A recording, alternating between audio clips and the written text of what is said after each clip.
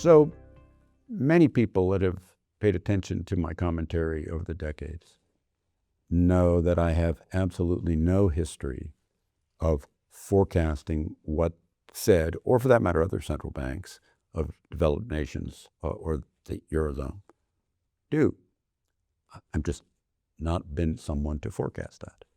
And they sometimes ask, why is it you don't forecast what the Fed will do? Everyone else seems to. And the answer is, well, the longest serving head of the Fed, who I often quote, William McChesney Martin, somewhat famously said that when you become the head of the Fed, you take a little pill and it makes you forget everything you ever knew, and it lasts just as long as you're head of the Fed. Remembering that is useful. It's useful when you try to anticipate the head of the Fed, but remember also that the Open Market Committee is a 12-member group that has to vote, and they all don't necessarily agree, and there's sometimes disagreements, and the head of the Fed, he really has to try to play the role of persuader and leader for the others to get a consensus. But I've extended Martin's principle to presume that they've all taken that pill.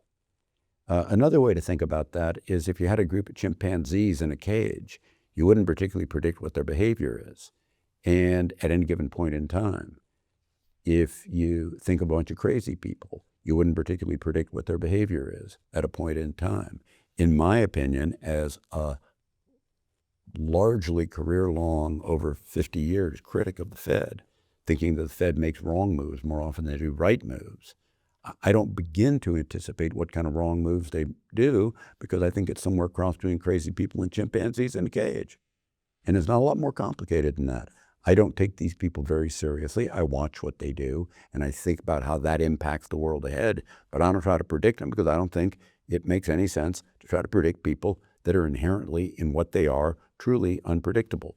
They will do what they think they will do until they don't do it anymore. And one of the features that happens often is they envision what they think they will do moving ahead, and that becomes public information. But then something happens in the world, and that causes them to change their mind completely and do some other thing. And they can decide that on pretty short notice. And so I don't try to move with that prediction. If they do what they previously said they would do, then why try to predict that? So either way, I just think it's a pointless activity, and I think there's many, many, many, many more useful things to focus on when you're trying to figure out where the world's going, how it's evolving, and whether that's about what goes on in Main Street or what goes on Wall Street, and whether in America or all around the world. I will say finally, in concluding, that I've also long believed for decades and decades that it's really the totality of the world that's important to see, not just one central bank like the Fed. The Fed is, of course, important, and what it does impacts. But so is that true of other major central banks, and more importantly, the totality of all the major central banks together. Thank you for listening to me. I hope you found this useful and educational.